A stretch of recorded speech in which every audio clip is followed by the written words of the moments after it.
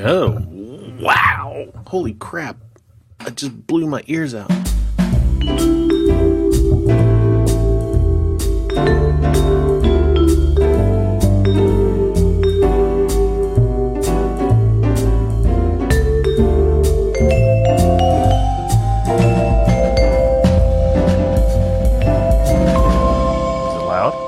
Well, yes. Apparently, between the two headphones that I used last week and this week, big difference. Holy crap! Yeah, I noticed as I was editing the show that the headphones I was using last week had a little bit of audio leakage, so there was a delay. I had to work really hard to get delayed Paul out of my track. And, so you got some over the ears going on? Well, they were over the ears to begin with, but they were open over the ears. And so I went and got my oldest son's, bullshit Michael Phelps headphones. Yeah. And, are they really like Michael Phelps branded headphones? No. They're not actual Michael Phelps, but like the big. I don't even know what he uses. I've got some big. He probably big has like some Beats or something like that. But, I'm sure he has Beats. Just like the big oversized bullshit headphones. Hey, yeah, that's too judgy. I have the big over the ear ones, but it's for work, so that because we have an open office environment, it's just so I can. Yep. It's so I can look like Princess Leia. Well, that's good. I'd say it's because I don't want to hear anybody. I went with medium-sized bullshit headphones for work. I finally got around to getting myself some Bluetooth headphones. I purchased some Plantronics headphones. Plantronics? I don't know if I know that brand. Well, they are mostly known for dolls. No, they're known for like conference phones and things. Plantronics, not Playtronics. Not Playtronics, Plantronics. So they were early adopters in the Bluetooth dingus headphone, hey, I'm a real estate guy who's really fucking important and I can never take this out of my ear type of thing. Oh, it's those kind of things. They were big in that. They were only a step above BlackBerries, really. Right. Exactly. Yeah. So if you got your BlackBerry, then you went and you got yourself a Plantronics a Plantronics dildo ear. And are you telling me that you have that see-through microphone that's going to your mouth too, like a Southern Baptist preacher? Oh God, I wish. I wish. If I think that's your goal. I'm telling you, if I had that, game over. You'd be pacing and talking. Yeah, I wouldn't be sitting here. I would be walking all around the room, waving. You'd be on location at the Oak Park Mall. That's and right. Be like, hey. Yeah, nobody would know, and. Yeah, I would be bringing the ruckus. Oh man, yeah. If I could, I have the Bose over the ear ones. You're in an office again, good, right? Though, yes, I'm in an office again. So, what's the over? There's no over under. I don't even know what that means. I'll be honest with you. I don't know what it means. I don't want to get into it either. Headphones in the bathroom? Yes, no. It's a big question. That honestly has been on my mind big time. It's a big question. The last 2 weeks. Yeah. Because I've only had these Bluetooth headphones for about 3 to 4 weeks now. And there's times that I've been like, man, I got to go to the bathroom. And I'm thinking, hey, I'm wireless. I don't have to take these off. I can just go right on in. It's a new thing. It's a new situation you have to tackle, and it's not even like it's a onesie. You close the door, you lock it, and you're it. You're the friend of the bathroom. I have not done it yet. But how big are your headphones for work? Well, they are. Are they AirPods? That's what I have. No, they're not AirPods. I'm bragging. These little Plantronics suckers. They are over the ears. They are larger. They are larger than a regular pair of over-the-ear headphones, but smaller than these bullshit Michael Phelps headphones that I'm wearing. Okay. So you're crossing into a threshold of obviously. And they are gray and super bright lime green. So it's not you're not hiding those as you walk in. They draw some attention when they come into a room or a bathroom, even though it's a onesie. Yeah. Yeah, I don't know. I haven't done it yet, but I have heard other people listening to things and stalls. So I'm like, I guess if you can. Yeah, so many times am I on that. And eventually I'd take the headphones off and I put them down. I hit pause and I walk away. But man, there really is. Let's do it this week. Let's do it. Yes, let's do it. It's our goal. It's our goal to do it this week. Okay, so this week we're gonna use headphones. Sounds like you've got higher stakes than me, but yeah, let's use headphones in the toilet. I'm going vegan. I'm not putting stakes in this at all.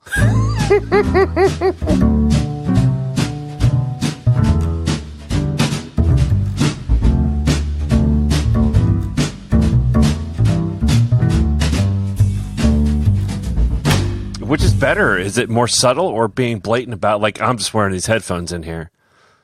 Yeah, I don't know. I don't have an answer. I kind of feel like the egregious display of headphone is almost advantageous because that's telling a story, friend. It's just like, look, I am here to.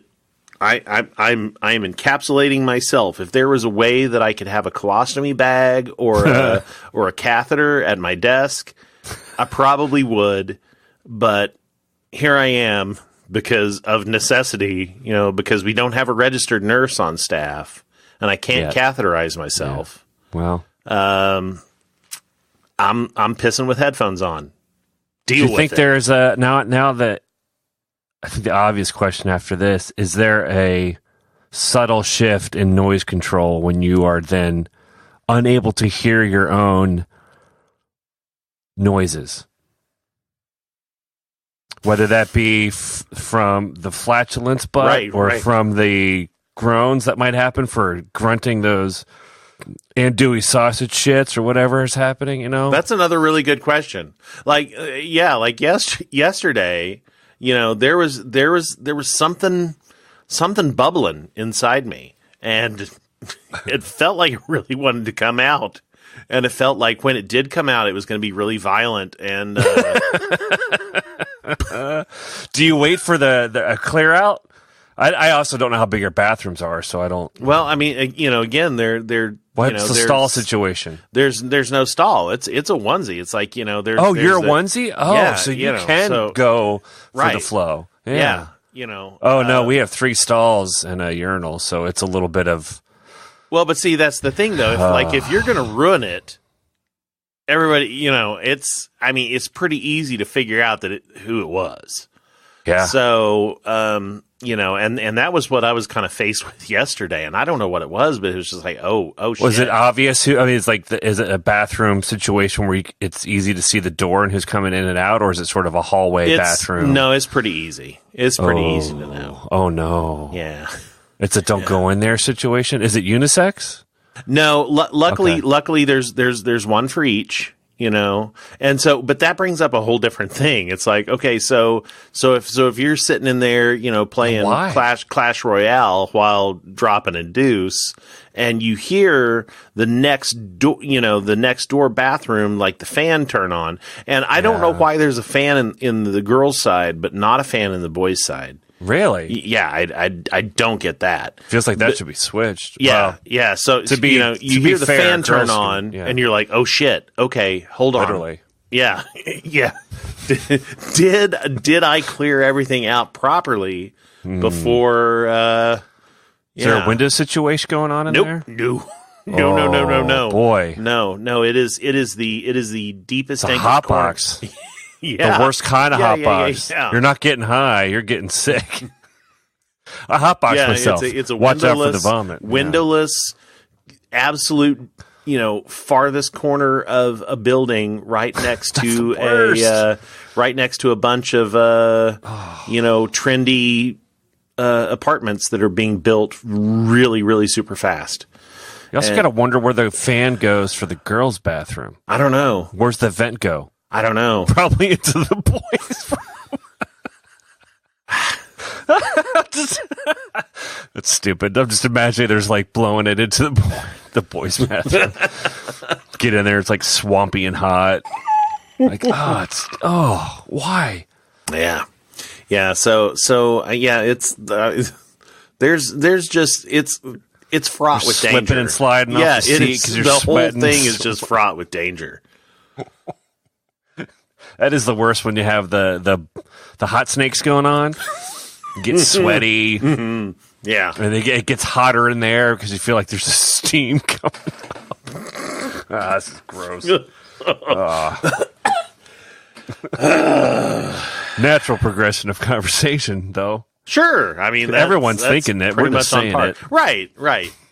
We are bringing to light the conversations that are in the deepest, darkest corners of, well, in this case, our bowels. Yeah, the deepest, darkest corners of our crack. Yeah, and we're bringing them. We're examining them, and everyone brings their phone into the bathroom. Everyone. I believe that is commonly understood, though not. Yeah.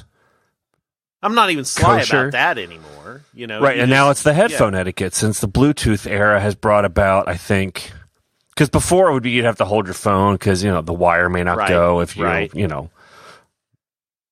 doing your thing with pants pulled down or whatnot, or standing at the urinal. You could be issues. Now there's a whole new world of do I just keep listening to my music and just go to the bathroom? Sure. Or well, I mean, and I don't know the answer. Depending on what you want to do and the size of your office and how you're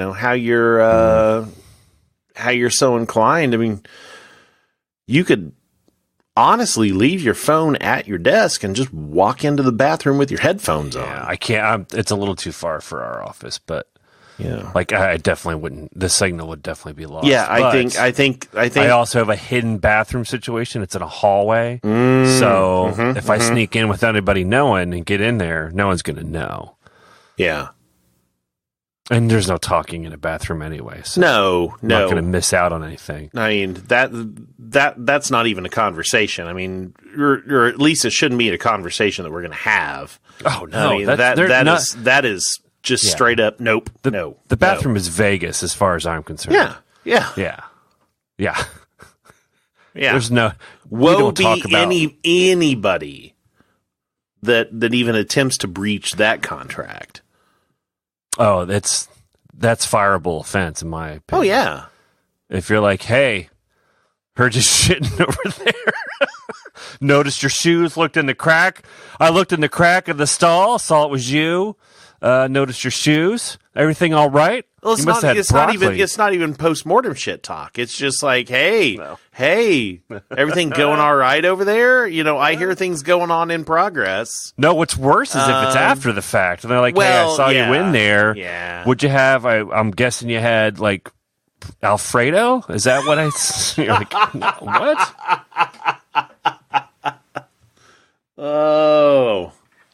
Oh, that's wrong on so many levels. Yeah. Just can't happen. Always, big offices are wrought with danger. Yeah.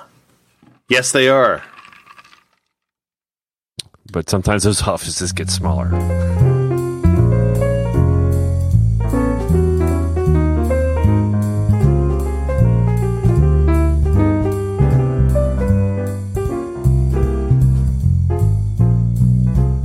So are you ready? Are you prepared for talking? To talk about it?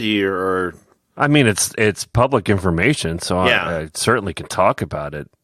Yeah. Like the company I work for, which is called Everything But the House, a company I really do enjoy working for. Should I give some backstory? Is that helpful? I mean, I don't even know if you know backstory or. Well, I know. I don't know. I mean, you go where you feel like you want to go. I like to give context. I give context. Okay. I guess. I'm like today I am a ayahuasca ceremony shaman. I'm here to just kind of guide you through. Are we on a vision quest? Yeah, sure. I think I feel like we are. I always think of The Simpsons, though, for some reason. Okay. Do you know? Well, you probably don't know that episode. Johnny Cash is the voice of a coyote when Homer ate that super hot pepper and kind of went on that vision quest. That's what I'm doing right now. Okay. If that's what gets you through the night, it doesn't get me through anything. Well, okay. Then whatever. So, backstory. The company I work for has been around for a while. It was just an estate auction house locally in Cincinnati. It got bought by two brothers who were in real estate in like 2008, I think, somewhere around there. They brought it onto a more digital world by starting to offer those items online. But it was still traditional estate where if you won the auction, you still have to go to the house of the estate to pick up the items. Somewhere around 2 years ago, we decided that it might be good to broaden our reach to go to more cities. I think we were expanding before I came into different markets nearby, Indianapolis, like Louisville, Lexington, Columbus. I think those were some of the first ones where people could probably drive here and not be a big deal to pick up stuff just to see how we might do in those markets, And it did pretty well. But obviously, what's the next logical conclusion is either to open up, either keep doing it in different cities where people have to pick up in those homes, or open up to more people by shipping items to them.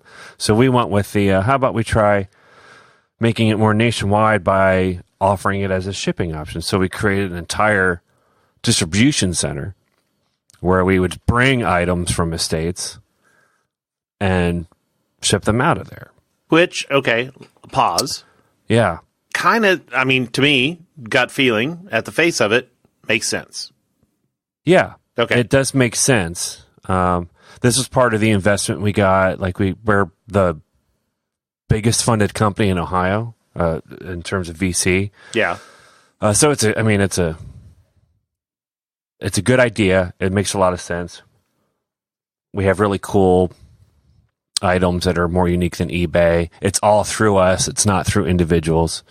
So we believe that there's some trust built around that. You know what I mean? Mm-hmm. Like, you're not dealing with just some guy out of a van on Craigslist. You're not dealing with an individual on eBay. You're dealing with a company who looks at these items, authenticates them. We photograph them. We itemize them, catalog them, all sorts of stuff. Make sure they're authentic, give you all the information on them, and then open it up to a worldwide platform. Mm-hmm. The problem is when you go into shipping, you become a totally different kind of company. One, you have to meet expectations of people, and that's really hard to do because of Amazon. We believe that people would give us leeway and forgiveness for not being Amazon. It just doesn't happen. They expect free or at least predictable, and our rates are based on size and weight, just like normally back like 10 years ago. But everyone doesn't think that way anymore. So it became a little more difficult, and we kept opening in cities. We went to, I think, the largest that we had was 27 cities, which is a lot. And those cities sometimes had a warehouse where we would either rent a warehouse from a moving company to take local estates to, or have them brought back here. But that was going to be my question: is in those extra cities, were there warehouses, or did everything always go back? There's third-party companies that will box and ship stuff. It's called ShipHawk. That's who we used. But then again, it would incur different costs because it wasn't through us. We had to work with a third party. That's not something you can easily explain to someone on a platform. But anyway, we thought we would be able to kind of weather those kind of storms. Kept getting investment, kept growing. But it was hard to balance two different things. We expanded in all those cities and decided to do shipping, and those are two very uniquely different things. And over the course of time, we wouldn't hit projections, and we would have to we would shut down cities that we weren't just growing fast enough. We were having a hard time making inroads in terms of finding estates or making it profitable. So we would have to close some, and we were slowly just, trying to course correct. But about a month ago, we got a new CEO. Our current CEO stepped down. A new CEO who was the former CEO of Zipcar, who Zipcar got bought by Avis. He's not from Cincinnati. I can't remember where he's from now, but he was on our board of directors. So read into it how you will. A board member becomes CEO, and he shuts down. I mean, the plan is he hasn't done it all at once, but it's no fucking around. We're moving out of all markets except for 8. So from 27 to 8. Yeah. Wow. I mean, the 27 had been dwindling down for a year. Okay. Oh, okay. But it was down from 19 to 8. That's still yeah. Yeah. That's still more than half. And that's over through June. That's going to be happening. But locally, we cut over 200 jobs. And that has been my week and a half of dealing with. Like, I kind of knew it was happening just because we're in upper management stuff. But and it was a lot of people who worked in the warehouse who were boxing stuff and itemizing and cataloging. We let a lot of them go because his mind is, we've been doing this wrong. We've been making people really angry because we're expensive, and we need to get back to figure out what works best. And it's that's a difficult decision for anyone to come in and be like, this is a company that can make money, but we grew too fast. Yeah. We didn't grow smart. Like, trying to do 2 things at once is not easy, and trying to do 2 different things at once. Like, we're going to grow in all these markets and try to get estate sales in, but then we're going to make everyone pay for shipping.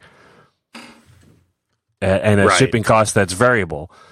And a shipping cost that if you buy 5 items, you're going to get 5 boxes, because we don't do everything at once, because those items might be here, there, and everywhere. You know what I mean? And that made no one happy. Like, well, I paid $5 for this thing, and it's going to cost me $30 to ship? No, thank you.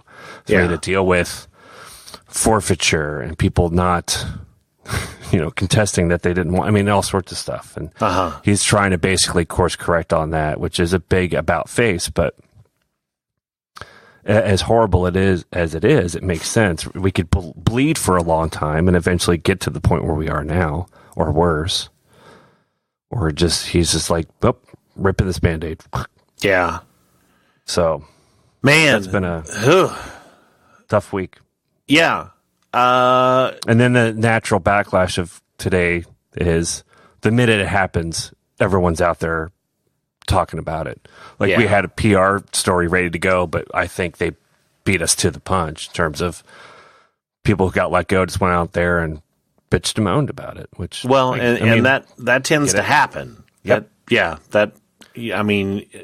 Unless you have that PR piece that immediately goes out, the people that it affects are always going to beat you to the punch. Absolutely. Yeah. Yeah. I mean, probably could have done things differently there. I don't know, but yeah. Well, so now, it's like here. There's always that possibility. It's a punch in the gut for everyone. It's sort of like the survivor's remorse sort of thing. Like, yes, I feel bad that all these people got let go. It's not. Yeah, that's not easy or great. Yeah. So it seems like and it's, I am not even sure how to, or even if a single word for me is warranted. Because, but you've been through similar things, though. I have been through similar things, but also completely not different, not similar things at all, because it sounds to me like all of the deep cuts are operations based. Yeah. But it also seems like operations is really the meat of how this place works. Yeah. And so that's a weird thing, and I can only imagine what it feels like to be on the other side of that, not being an operationally based worker there. Yeah, I'm not operations, but I'd say operations 7%. and logistics. Yeah, 70% of our company is that. Yeah. Well, it has to be. It honestly has to be because, you know, you can have so many people making the software what it is and making the experience what it is. Right. But at the end of the day, somebody has to put a thing in a box or boxes. And tell people to use that software and provide the computers for that software and train the people on what to do and how to get there. And you have to manage how long it should take them to do that so that we're getting stuff out in a timely fashion based on how many items we're getting in. You know, like, we basically at any given day had 11,000 items a day with staggering end times, you know, like sales would be ending here and there. That's a lot of stuff. That's a lot of stuff. It's a fucking lot of stuff. And we're really, I mean, we know we're cutting it down, and it's not because of money. Like, the perception is going to be that we're doing it because we have to save money. It's not because of that. It's because we have to course correct, or we would have no money. Right. We would keep making and throwing money into markets that weren't going to survive. Yeah. That we could cover up with markets that were doing well. Yeah. So all we're going to do is keep around the markets that did well. Yeah. No, and then grow smart. Sure. Like, so he's saying, like, I mean, the way I'm thinking of is like, think about if you're a McDonald's franchise or a original McDonald's. Okay. And you want to grow. And the way you grow is to just start putting McDonald's all over, but not really telling them how to be in McDonald's. It's just like, just go out and get people to come. Like, well, what food should we have? I don't care. Whatever. Just get people to come. Like, you're worried about getting people to buy from your McDonald's, but not worried about how the McDonald's is run or how uniform it should be. And you just keep doing that all over the place, and all of them are different. Some sell brisket, some sell hot dog. I mean, this is literally what happened with the first McDonald's too. But, and you know, the way to keep branded, keep control, keep consistency, keep all of that is to franchise in a way, to think about when you open, here is the rule book, here is the playbook, here is the setup, here's how you do it. And I think that's what the new CEO has come in basically to say, like, we're going to stop, we're going to come up with a pattern and a system that we can use in every place that we go. Because that's not the way we grew. We grew fast and we grew pretty haphazardly, really. Yeah. And from that kind of standpoint, that sounds like a positive thing. And it's a positive negative. It is. I mean, it's one of those things that how do you ever, you know, as a caring, empathetic human, how do you ever just go, well, you know, hey, really, this is actually pretty good. But, you know, knowing that really shitty things happen to good people. Yeah. And there's no way to tell someone that, you know. No, especially in the moment. Yeah. It's a downer mood. Our office is a lot less sparse because we had a lot of salespeople go because there are salespeople related to regions, and those regions are going away. Yeah, there are no regions. Yeah, right. Yeah, it's dour. Yeah, and I mean, feeds into anxiety like nothing else. Like, oh, it's a matter of time for I'm next because I'm not needed, and all, you know, it spirals very quickly. Even though that's not realistic, but it totally makes sense. And you're right. You mentioned earlier that, you know, I kind of have, and I've gone through this. You know, back when I worked at Barkley, and this was, you know, good Lord, 8 years ago now. Wow. God, it feels like yesterday, but it really was. It was 8 years ago. I was working in new business, and so I was in charge of doing all the new business pitches and kind of being the creative director for the agency brand and not necessarily any one of our clients. And so I was always, you know, I was traveling, I was doing a lot of pitches, and we were increasingly doing more and more and more and more pitches, and you know, and I was just the guy making keynote slides, you know. I mean, out of the new biz team, I certainly was the low man on the totem pole. You know, I was just there to make everybody else's ideas happen. But I listened. I was a smart guy. I kept an ear open while I, had my Bluetooth headphones on in the toilet, and and I would listen, and I would hear as we were talking about different pitches, talking about how much of revenue this would mean or that would mean, but then eventually they would say, well, here's the elephant in the room. If Sonic Drive-In goes away, that is such a large part of our overall bottom line. They were a lot of the eggs of the basket. Yeah. They were a very large part of the eggs in the basket, that it would cause a problem if something happened. And after 2 or 3 conversations about that, I realized that there is a very real probability that those eggs are going to fall out of the basket. And so I was like, ooh, that's strange. And so then serendipitously, I saw a rival agency, Sullivan, Higdon and Sink. They were like, hey, we're looking for a new social media manager. And I'm like, well, shit, I'm on Facebook all the time. I could do that. And so I went and I kind of threw my hat in that ring, and then things got serious, and they offered me a job. And then I went to my superiors at Barclay, and I said, hey, they offered me this job. Here's what I'm going to go do and all that. And they were like, well, you do a great job, and we really kind of don't want to see you go. What can we do to keep you here? I'm like, I don't know. Just figure something out. Okay, give us a couple hours. We'll talk to you. Huh. And then and about 4 hours later, the CEO came over to my desk, and he's like, you know what?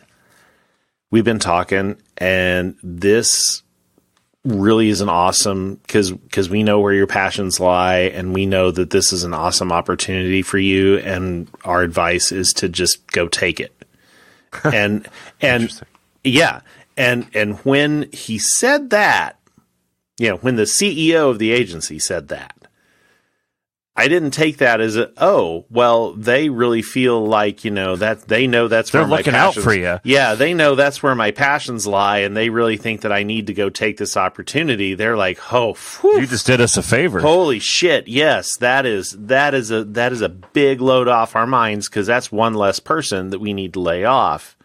Yeah. And so I took this opportunity at Sullivan, Higdon and Sink, and 2 weeks after I took that, 2 weeks after I started at the new job, Sonic went away, and half the agency got laid off. Yeah, that's the scary thing about any agency life, is that you get that big client and you just devote a lot of attention to it, because again, why wouldn't you? Right. But there's the downside that no one's ever going to stay with an agency forever. It just doesn't happen. Yeah, but it was just one of those things that luckily I was in a position where I could get that sniff of the wind that kind of led me to go, ooh, I got to go. I smell death. Yeah. And one of our good friends, Pat Piper, he was one of the guys that, like 2 weeks after 2 weeks after I was there, we heard the news, and 3 weeks after I was meeting with him at a Panera Bread, and he's like, what the fuck am I going to do? Right. Can you help me put together a website with a portfolio? Yeah. And so, nobody was immune. No. Yeah. No, it's not. It's there's not a lot of loyalty. I'm not saying that there should be. I mean, I don't know how one could get back to a system, but that was, I guess, what our parents grew up with.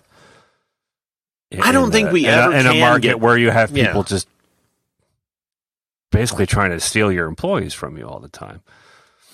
Well, even not with that, there seriously just is no way that our world is built business-wise in a way that goes to what our parents do. And our parents don't understand it at all. They don't understand how it is we can't spend 20 years at some place. Yeah. Just get a good pension. What's a pension? Yeah. There's no such thing anymore. You mean a 401k? Guess what? Those also don't exist anymore. No, they don't. Good luck finding one. Yeah, that leads me to like a natural thought I always have is, I mean, I guess this is a question for you or anyone is like, would you rather be hired by a company or to be contract? Like in terms of like agencies protecting themselves from having to fire a bunch of people. If you have them on contract, it's just terminating a contract rather than firing people. Yeah. Or at least in terms of you hire contract people to ramp up for projects or whatever, and then there's a natural understanding between those two parties that this could end, rather than I hired you, right, and I have to fire you, and that's dramatic. Well, it's understood. Yeah, honestly, and I'm glad you brought that up. I do have a lot to say about that. At the end of last year, so around Christmas time, I contracted with another web agency here in town to work on a overflow project. And as I started that project, they were like, you know what, we've got a whole lot of other things. And so as we were talking about the whole lot of other things, we started talking about what it would look like for me to stop doing my own consulting thing and just being an employee of theirs, which at the face of it sounded pretty awesome. I was like, yeah, okay, because last year kind of sucked for me, and it seemed like that was a great thing that I wanted to do. As we got into the discussions a little bit more, it became pretty apparent that okay, with all the salary that I wanted and the benefits and all the things and everything that yeah, they could do that, but the owner of the company was straightforward with me. He's like, we could totally do that, but it puts you as number one on the list to go if things go south. And he's like, I don't want to do that to you. I don't want to do that to you because that's not fair to you. So, here's the thing we can do. We can keep just working as a contract thing, and we've got this stuff, and it just keeps on coming and it keeps on coming, and they'll just re-up you automatically. So basically the way it works is we just re-up you based on projects, and I said immediately, I was like, yeah, that sounds great, because that allows me to continue to go and seek projects on my own, right? And of which I have been able to do that, and so I've got my own things, and they've got things, and it keeps me busy. And there has been some time within the last few weeks that things that they had wanted to get going have stalled, but that was okay, because I had stuff to go on, and that has actually worked out really well. And I think it has worked out way better than, it's worked out way better than either of the options, which would be me not talking to these people and going, hey, yeah, just give me whatever overflow you've got. Right. Or B, me being number one on the chopping block, which I never, ever want to do again, period. So, especially when you are identified as the CEO in a meeting going, you know what, you are number one on the chopping block. Nope, don't want to be that. Hey, at least honest, I guess. Yeah. Oh, yeah. I mean, that was actually probably one of the best meetings that I've ever had, because just that brutal honesty. He was like, look, I don't want to be a dick, and I don't want to fuck you over. And so by me saying, no, we can't come to an agreement, because if anything ever goes bad, you're gone. Yeah. I was like, you know what? Great. Thank you. Thank you so much for that. What's your insurance situation? Or did it? I assume you have to get it independently. They're not. Yeah, I have. Yeah, my insurance situation is really bad.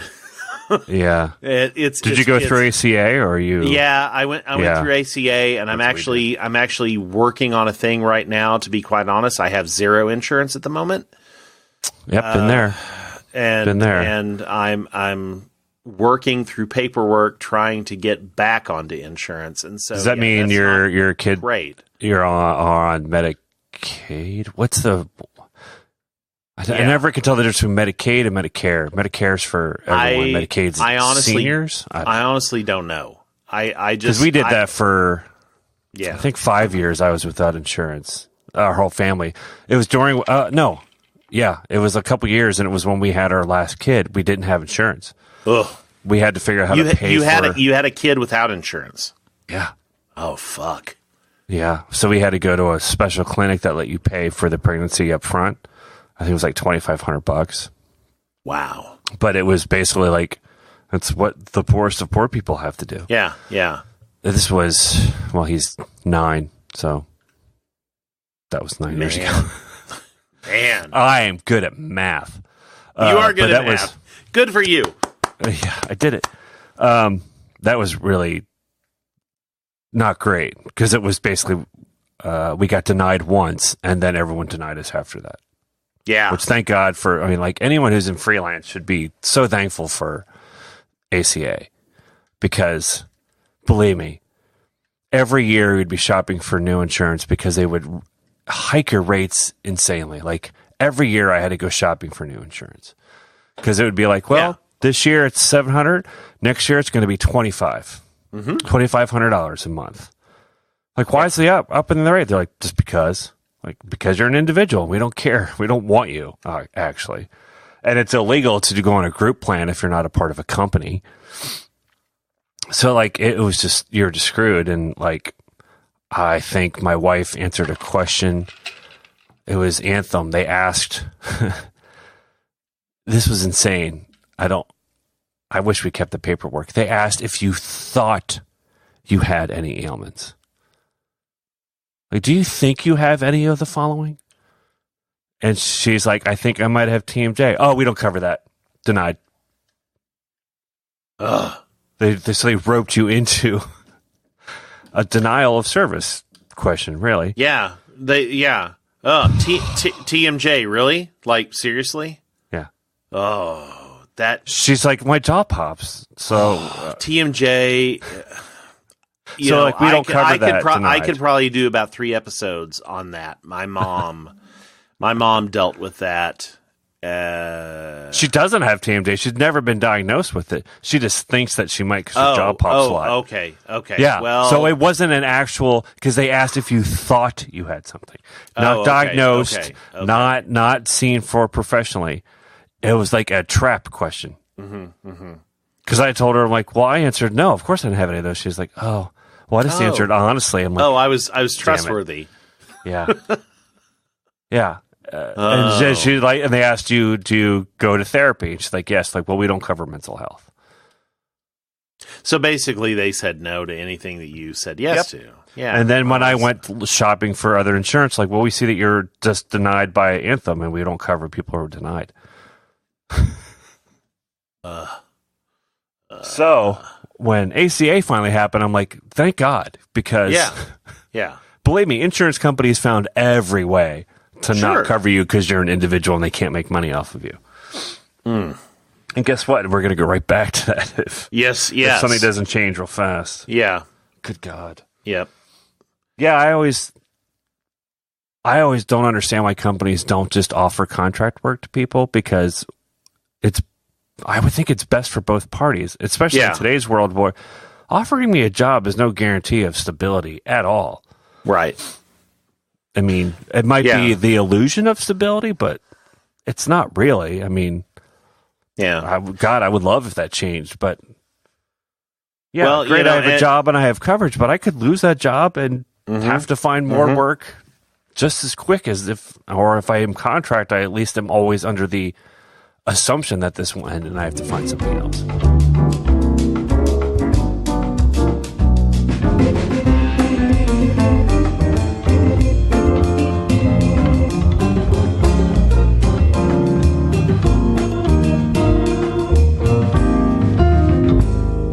time for something different. Yeah. My fuck, I don't even remember. Oh. My help me. Okay. We're talking about dipping in and out startup agencies. thing. Yeah, work. it was a startup thing. Everyone jumping to startups. Yeah, there's no agencies anymore. I know, and I still have Pure design. Huge reticence on just like the pure startup thing. It feels good on the surface. What do you mean in terms of if you were to be offered a job by a startup, you'd be really reluctant? Yes. Right. Yes, I would be. I don't blame you. I absolutely also, would be. What the hell does startup mean? Right. Like, everyone calls our company a startup. I'm like, I don't know if that's true. We have revenue. Pretty good revenue. The startup money that we take was for that expansion.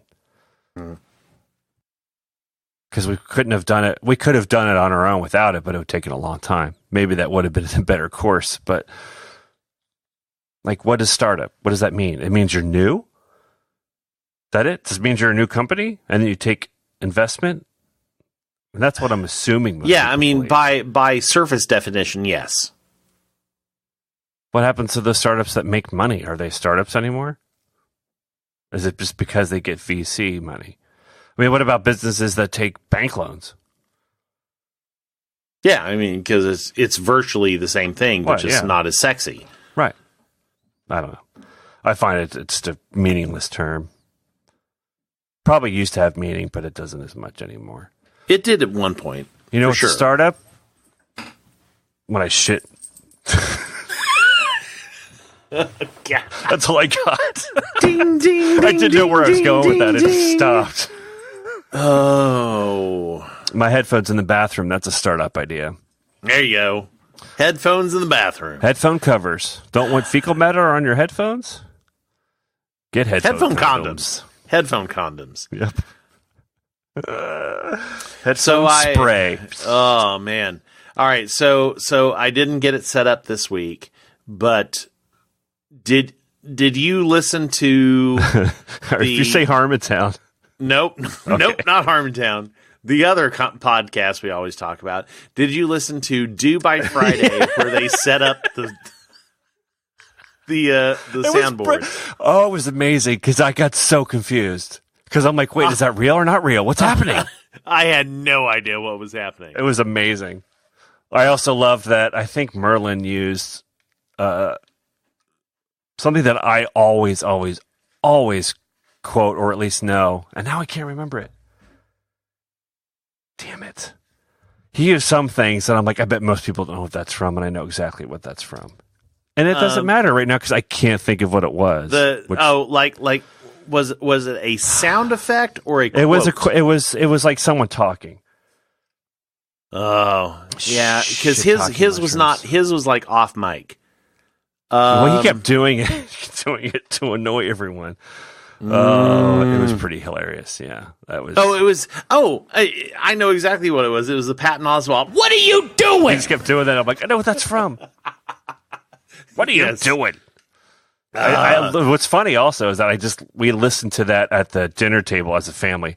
Boy, that really puts our family in a really weird light. But I have teenagers, so there's context. But we were listening to that bit because I'm like, it's hilarious. What are you doing? What are you doing? Still a doorbell. Yeah. So anyway, that was pretty great. They laid out the name of what the software was that they were using. Oh yeah, to make the soundboard. Farrago by Rogue Amoeba.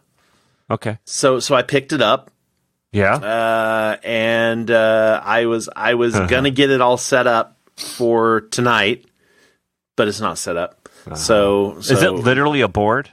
It is just digital? It's soundboard software and they have like detailed instructions on how to set it up. So they don't give you like a little physical pad that you press buttons on or something? No. Because I think that would be kind of fun.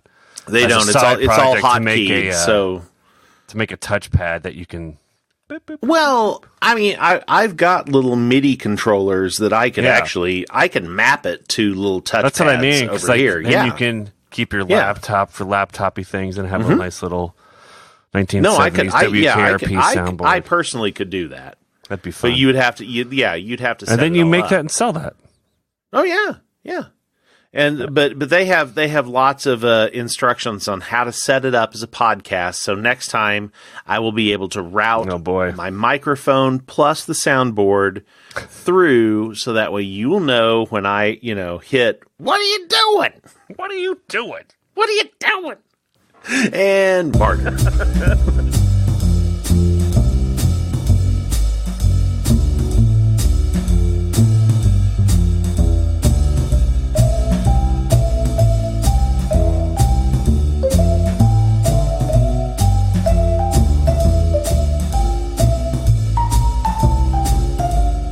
Thanks for listening to Uncle Weepy's Depression Dungeon. We hope you've enjoyed what you've heard, and hopefully you got something good from it. If you want to be part of the conversation, you can reach us on Twitter at Uncle Weepy. You can look for Uncle Weepy's Depression Dungeon on Facebook, or you can just send a regular old email to talk@uncleweepy.show. Our hope is that we can help you. And in order to do that, there are a couple of things you can do to help us. First, please rate and review this show on iTunes, Google Play, or wherever you happen to subscribe. The more ratings and reviews we get, the more likely the podcast robots that run the world are to suggest this show to someone else. And that means more help for everybody. We all win. Second, if you like what you hear, support us on Patreon. Supporters of the show will gain access to exclusive content and other fun things that we haven't even dreamed of yet. Go to patreon.com/UncleWeepy today to give us some of your money. And thanks again for listening.